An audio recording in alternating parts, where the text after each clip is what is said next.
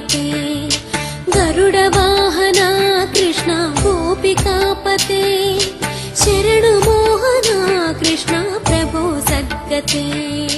బాలుండాడుచునాతపత్రమని సంభావించి పూగుత్తి కెంగేలందాల్చిన లీలలేనగవుతో కృష్ణుండు తానమ్మహా శైలమ్మున్ బలకేలదాల్చి విపులఛత్రమ్ముగా పట్టె తద్భీలభ్రచ్యుత దుశ్శిలాచకిత గోపీ గోప గోపంతికిన్. ఎవరెవరో మర్చిపోరు మళ్ళీ. గోపికలు, గోపాలబాలురు, ఆవులు, దూడలు, ఎద్దులు ఇన్నిటినీ రక్షించడానికి అక్కడే ఉన్నటువంటి గోవర్ధన పర్వతం కింద కుడి చెయ్యి పెట్టి పైకి ఎత్తేశాడంతే. హేళగా ఎత్తి చిటికిని వేలి మీద పట్టుకున్నాడు. గోవర్ధనోద్ధరణం అంటారు. ఆ కొండ ఎత్తి పట్టుకున్నాడు. ఇది ఎత్తడానికి ఏమైనా కష్టపడి ఏదో భీమసేనుడు హనుమంతుడి తోకెత్తినట్టు ఆరణ్య పర్వంలో కష్టపడలేదు ఆయన ఏమి. బాలుండాడుచునాతపత్రమని సంభావించి పూగుత్తి కింగేలందాల్చిన లీలలేనగవుతో చాలా చిన్న నవ్వు నవ్వుతూ ఎంతో సంతోషంగా పిల్లవాడు ఆడుకుంటూ ఆడుకుంటూ అలా పరిగెత్తుకుపోతూ అక్కడ పూలగుత్తి కనబడితే ఆ పూలగుత్తిని ఇలా తుంపేసి వెడుతూ నెత్తి మీద పెట్టుకు పరిగెత్తినట్టుగా గోవర్ధనగిరిని పైకెత్తి కుడి చేతి చిటికిని వేలి మీద పట్టుకుని పైకెత్తి నించున్నాడు. అంతే. ఆ గోవులు, గోపాలబాలురు, గోపికలు, దూడలు అన్నీ దాని కిందకు వెళ్ళిపోయి హరిదోద్దండముగామ గుబ్బ శిఖరం బాలంబి ముక్తావుళల్ బరగంజారుడితో జబిందువులు గోపాలంగనాపంగహాసరుచుల్ రత్న జయంబుగాగా విపుల ఛత్రంబు శోభిల్య తద్గిరిభిద్దుర్మద భంజియై జలధిరక్లిన్న ప్రజారంజియై అన్నారు. ఆ కొండ ఇలా ఎత్తి పట్టుకుంటేట ఆ కృష్ణ పరమాత్మ యొక్క చెయ్యే గొడుగుకున్నటువంటి కర్ర, దాని మీద ఉన్నటువంటి ఆ కొండ భాగమే దాని పైనున్న చాందిని, దాని మించి పడుతున్నటువంటి వర్షధారలే ముత్యాల సరాలు. గోపకాంతలు కృష్ణుణ్ణి చూసి నవ్వుతున్న నవ్వులలోంచి వస్తున్న కాంతులే రత్నాల వెలుగులు. దాని కింద 7 రాత్రులు 7 పగళ్ళు కొండ ఎత్తిపట్టి తన చూపుల చేత పోషించాడు ఇంతమందిని. పోషించడం కాదు, ఉరే బయట నిలబడితే వడగళ్ళు పడితే కాలో చెయ్యో విరుగుతుంది, లోపలికి వెళ్ళాక అమ్మో అని వదిలేస్తే పిల్లాడు ఇక మళ్ళీ శరీరం కూడా దొరకదు. అందుకని లోపలికి వెళ్ళొద్దని బయట నించున్నారు కొంతమంది పెద్దలు. నిలబడితే వాళ్ళని పిలిచాడు తానే. బాలుండీతడు కొండదొడ్డది మహాభారంబు సైరింపగా దాలండోజని దీని కింద నిలువంచింతింపగా బోలదీ శైలాంబోనిధి జంతు సంయుత ధరాచక్రంబు భయపడ్డనాకేలల్లాడదు బంధులార నిలుడీ క్రిందన్ ప్రమోదంబునన్ అన్నాడు. నమ్మని వాళ్ళని బంధువులారా అని పిలిచాడు. ఇది ధర్మంలో ఉన్న గొప్పతనం. నమ్మని వాళ్ళు ఎన్నైనా తిడతారు, నమ్మని వాళ్ళని కూడా బంధువులారా అని పిలిచినటువంటి భగవత్తత్వం ఉన్న సనాతన ధర్మం అంత గొప్పది. ఓ బంధువులారా, ఈ కొండ వదిలేస్తాననుకుంటున్నారేమో, ఈ సమస్త బ్రహ్మాండములు సముద్రములతో పర్వతములతో ఐశ్వర్యంతో వచ్చి ఈ కొండ మీద పడిపోయినా కూడా ఇలాగే నిలబెడతాను, నన్ను నమ్మండి, రండి కిందకన్నాడు. భగవంతుడు ఉదారుడై పిలుస్తాడు, నన్ను నమ్మండి నేను రక్షిస్తానంటాడు. ఆ శంకరాచార్యులు వారు సౌందర్యలహరి చేస్తూ అంటారు, భువన భయభంగ వ్యసనిని అంటారు. అమ్మవారు ఇలా ఉంటుందిట. ఎందుకు అలా ఉండడం అంటే ఆవిడికి ఏమీ ఇబ్బంది వచ్చి కాదు, అయ్యో వీళ్ళకి బుద్ధినిచ్చానమ్మా అనరేవిరా కాపాడదామంటే అని ఇలా ఉంటుంది. భువన భయభంగ వ్యసనిని భ్రువౌ భుగ్నీ కించిత్ భువన భయభంగ వ్యసనిని అన్నారు. కనుబొమలు ముడేస్తుంది అమ్మవారిని. భగవంతుడు పిలుస్తాడు, రే రక్షిస్తాను రారా రారా రారా అంటాడు. మనం నమ్మలేం. మనం అంటే నేను, మీరని కాదు నా ఉద్దేశం. కాబట్టి రండిరా కొండ కిందకి, రండిరా కింద కొండకి అని పిలిస్తే అందరూ కొండ కిందకి వెళ్ళారు. 7 రాత్రులు 7 పగళ్ళు వాన కురిసింది.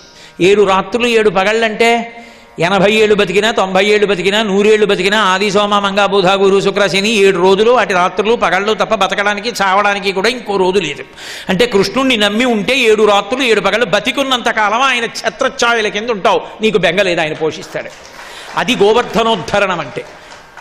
కొండ ఎత్తి పట్టుకున్నాడు, ఇంతమంది చుట్టూ చేరారు. ఆఖరికి చూశాడు, ఎంత వాన కురిస్తే ఉపయోగం, వాళ్ళందరూ హాయిగా ఇంట్లో వంటలు చేసుకోవడాలు, మళ్ళీ పప్పు కూర పచ్చడి ఈ గొడవ కూడా లేదు. అందరినీ హాయిగా చూపులతో పోషించేస్తున్నాడు సంతోషంగా. 7 రాత్రులు 7 పగళ్ళు ఆడుకుంటూ కృష్ణ కృష్ణ కృష్ణ కృష్ణ అంటూ కృష్ణుడి చుట్టూ తిరుగుతూ ఆవులు దూడలు అన్నీ ఆయన పక్కనే నించుని ఆయన్ని నాకుతూ ఆనందంగా గడిపేస్తున్నాయి. కురిపించి కురిపించి కురిపించి వర్తకమేఘములు ఓడిపోయాయి. ఇంద్రుడు బాధపడ్డాడు, ఇదేమిట్రా ఇంత వాన కురిపించినా చెక్కు చెదరలేదు, ఒక దూడ కూడా చచ్చిపోలేదంటే ఆయన సామాన్యుడు కాడు. నిన్న బ్రహ్మగారు తెలుసుకున్నాడు, ఇవాళ ఇంద్రుడు తెలుసుకున్నాడు. తెలుసుకుని గబగబ గబగబా పరిగెత్తుకొచ్చాడు. కామధేనువు పరిగెత్తుకొచ్చింది. ఎందుకని? నోరు ఉన్న మనుష్యులు నోరెత్తి పిలుస్తారు రక్షించమని. నా జాతికి చెందిన ఆవులు దూడలు ఎద్దులు ప్రాణాలు పోతుంటే మనుష్యులైతే ముందు మనుష్యుల్ని రక్షించండి అంటారు, వదిలేస్తారు. కానీ కృష్ణుడు ఆవుల్ని దూడల్ని ఎద్దుల్ని కూడా కాపాడాడు. మహానుభావుడు కాబట్టి నా క్షీరంతో నేను ఆయనకి అభిషేకం చేస్తానని కామధేను బయలుదేరి వచ్చింది. ఓ చిన్న పర్వత శిఖరం మీద రాయి మీద కూర్చున్నాడు చిన్ని కృష్ణుడు, ఏమీ తెలియని వాళ్ళ. గోపకాంతలందరూ చుట్టూ చేరారు. వాళ్ళందరికీ మురిపం ఆ కృష్ణుణ్ణి చూస్తే. కన్నులు తెరువని కడుచిన్ని పాపడై దానవిచనుబాలు త్రావి చంపే 3వ నెల నాడు ముద్దుల కుర్రడై కోపించి శకటమ్ము కులదోసే ఏడాది కుర్రడై ఎగసి తృణావర్తు ఆ మెడపట్టుకొని చీరి మృతుని చేసే తల్లి వెన్నలకునై తను రోలకట్టంగా కొమరుడై మద్దుల కులదోసే పశుల గ్రేపుల కాచుచు బకుని చీరే. అలాగే మహానుభావుడు వెలగతోడుట వత్సను వేసి గడపే సబలుడై కరదైచ్చుని సంహరించే ఇతడు కేవలమనుజుడే ఎంచి చూడా. కన్నులు తెరవని కడు చిన్ని పాపడై పూతని చంపాడు, శకటాసుర భంజనం చేశాడు, తృణావర్త భంజనం చేశాడు, ఆ కరదైత్యుణ్ణి సంహరించాడు, వత్సాసుర కపిద్ధాసుర భంజనం చేశాడు. ఇంతటి మహానుభావుడు మనుష్యుడా, ఏదో మనుష్యుల్లా కనబడుతున్నాడు, కానీ నందుడా నువ్వు అదృష్టవంతుడువయా, యశోదా నువ్వు అదృష్టవంతురాలివి, అమ్మా పరమేశ్వరుడు నీ కడుపున పుట్టాడమ్మా, 7 రాత్రులు 7 పగళ్ళు కొండెత్తి పట్టాడు అని వాళ్ళందరూ సంతోషంగా స్తోత్రం చేసి అంతలో మాయ కప్పేస్తాడు. అందరూ సంతోషంగా వెళ్ళిపోయారు. దేవేంద్రుడు గబగబా బయలుదేరి వచ్చాడు. వచ్చి బ్రహ్మదేవుడు చెప్పాడు, లోకంలో ఎక్కడెక్కడ సాధు పురుషులు ఉంటారో, ఆవులుంటాయో, దూడలుంటాయో, ఎక్కడెక్కడ దేవతలు ఉంటారో వాళ్ళందరినీ రక్షించడానికి గోవిందా అన్న నామంతో పట్టాభిషేకం చేయి వెళ్ళి కృష్ణుడికని.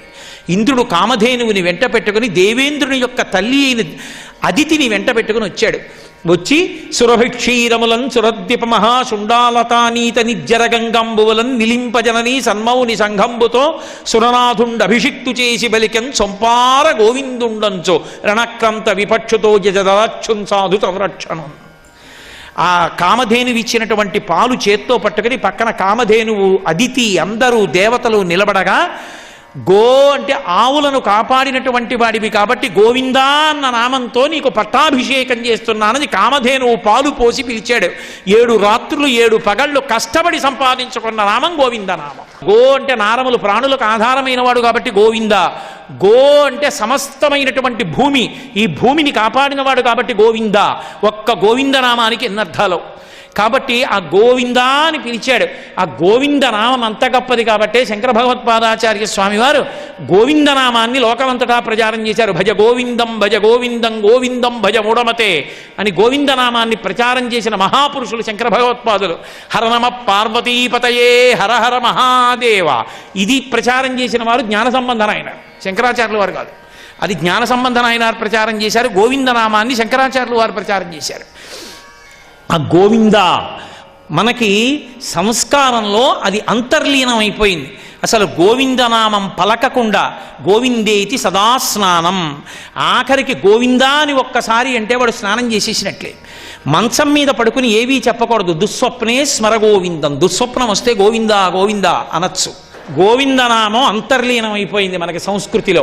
అంత గొప్ప నామం, అటువంటి పట్టాభిషేకం విన్నంత మాత్రం చేత కృష్ణ భగవానుడి యొక్క పరిపూర్ణమైనటువంటి అనుగ్రహం మనకి కలుగుతుంది. సర్వం శ్రీ ఉమామహేశ్వర పరబ్రహ్మార్పణమస్తు. స్వస్తి.